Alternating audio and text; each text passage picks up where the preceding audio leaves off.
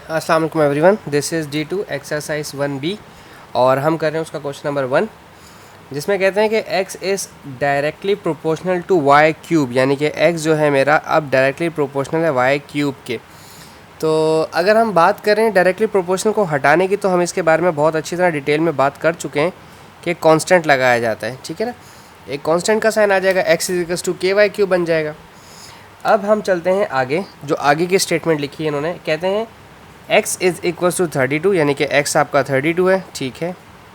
k की value तो अभी मालूम करनी ना, and y is equals to 2, y की जगह आपने 2 रिप्लेस कर दिया और इस पर लगा दिया whole cube. So 32 equals to k 2 की पावर क्यूब, यानी कि 2 3 दफ़ा मल्टीप्लाई करना है आपने, याद रखेंगे इस चीज़ को। 2 टू ज़ा 4, 4 टू ज़ा 8। अब ये 8 मल्टीप्लाई कर रहा है, वहाँ 32 से जाकर डिवाइड करवाएगा। जो चीज़ मल्टीप्लाई करवाती है एक साइड पे, वो दूसरी साइड पर जाकर डिवाइड करवाती है, ठीक है। 8 1 ज़ार 8 और 8 4 ज़ार 32। आप किसी और टेबल से भी चाहें तो काट सकते हैं। 8 के टेबल में 8 1 टाइम्स आता है और 32 8 के टेबल में 4 टाइम्स आता है। तो कांस्टेंट आपके पास क्या आ गया, ये निकलना ज़रूरी होता है, ठीक है। अब ऑप्शन 1 जो कह रहे हैं right find an equation connecting x and y। तो आप इसको कैसे लिखेंगे, आपके पास इक्वेशन आई थी x इज इक्वल्स टू के वाई क्यूब, जो हमने बिल्कुल स्टार्ट में बनाई थी। अब आपने इस k की जगह रख देना है 4, x is equals to 4 y cube, ये आपकी कनेक्टिंग इक्वेशन कहलाती है। अब अगला पार्ट 2 है आपके पास, कहते हैं find the value of x when y is equals to 6। अच्छा, हम इसको कर देते हैं ख़त्म, दोबारा से लिखते हैं x is equals to 4y cube. Connecting equation की हमें बार बार ज़रूरत पड़ती रहेगी। ये हमारा सवाल यहाँ पर ख़त्म हो गया था, ठीक है। अब हमने पार्ट 2 शुरू किया था। Find the value of x when y is equals to 6। Okay, y equals to 6, y की जगह रखना है आपने 6 और इस पर है क्यूब। 6 को 3 टाइम्स मल्टीप्लाई करवाना है आपने, और ये होता है 6 6 ज़ार 36 एंड 36 6 ज़ार 216 होता है। गेस लेट मी कन्फर्म, 666, जी हाँ, ठीक है जी। देन 4 6 ज़ार 24 एंड 4 2 ज़ार 8, 864। आपका x आ गया 864, यानी कि अगर आपका x y से 6 होगा तो x आपका इतना ज़्यादा इंक्रीज़ हो जाएगा। Wow, amazing. अगेन हमें इक्वेशन लिखनी पड़ेगी connecting x equals to 4y cube. अब लिखा है calculate the value of y when x is equals to 108। x की जगह आपने 108 लिखा, 4y क्यूब, डेफिनेटली 4 मल्टीप्लाई कर रहा है, वहाँ जाकर करेगा divide, 108 divide by 4 equals to y cube, ठीक है। अब हमें पहले 4 से इसको डिवाइड करवा लें। 4 1 ज़ा 4, 4 2 ज़ा 8 और 4 7 ज़ा 28, ठीक है जी। This is y cube. अच्छा बच्चों देखें, जब भी कभी आपके पास अगर स्क्वायर आ जाए किसी नंबर पे, किसी वेरिएबल पे, नंबर पे तो आसान है, खोल देते हैं आप, 2 दफ़ा मल्टीप्लाई करवा दें उसी नंबर से। बट अगर स्क्वायर किसी नंबर पे स्क्वायर आ जाए या क्यूब आ जाए, तो इसे कैसे सॉल्व करते हैं देखें। जब यहाँ पर स्क्वायर होता है तो मैं लेता है स्क्वायर रूट, ठीक है। बट अभी अनफॉर्चुनेटली यहाँ पर 3 है, यानी कि क्यूब है, तो मुझे यहाँ पर क्यूब रूट लेना पड़ेगा। क्यूब रूट आपके कैलकुलेटर में होता है और यहाँ पर भी क्यूब रूट लेंगे। अच्छा, वैसे तो चूँकि कैलकुलेटर से सॉल्व होंगे नहीं, आप D2 हैं, आप अभी जूनियर क्लासेस में हैं, आप 7th 8th में, तो वहाँ आपके कैलकुलेटर का इस्तेमाल नहीं करवाया जाता।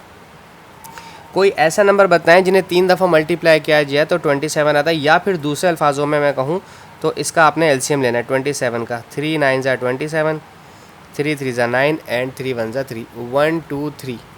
ये आपके पास 3 पेयर बने हैं। आप पता ना स्क्वायर रूट के अंदर आप 2 के पेयर बनाते हैं, तो इस क्यूब रूट के अंदर आपको 3 के पेयर बनाने पड़ते हैं, ठीक है। और ये क्यूब रूट इस क्यूब से कैंसिल हो जाएगा। जब 3 के पेयर बने तो बाहर सिर्फ, ये मैंने यहाँ लिख दिया, अगर 3 पेयर बने तो यहाँ पे सिर्फ बाहर एक ही आता है, तो y इक्वल्स टू 3 आ गया, ठीक है। ओके जी, दैट्स इट। अच्छा जी, अब हमारे पास क्वेश्चन है, कहते हैं draw the graph of x against y cube. Okay, जब ग्राफ बनाना है, ग्राफ बहुत ईजी है इसका बनाना। अगेंस्ट x क्यूब बनाना है मुझे, मैं ब्लैक पेन से बनाऊंगा क्योंकि ब्लू ऑलरेडी पेज है मेरा। ओके, अच्छा मैं इसको यहाँ ले लेता हूँ थोड़ा सा, ताकि आपको इजीली समझ आ जाए। Okay, this is it. आप सबसे पहले वैल्यू डिसाइड कर लें कि आपको वैल्यू लेनी क्या है। अगेंस्ट लिखा है draw the graph of x against y cube, तो x आपका आएगा y एक्सिस की जगह पर,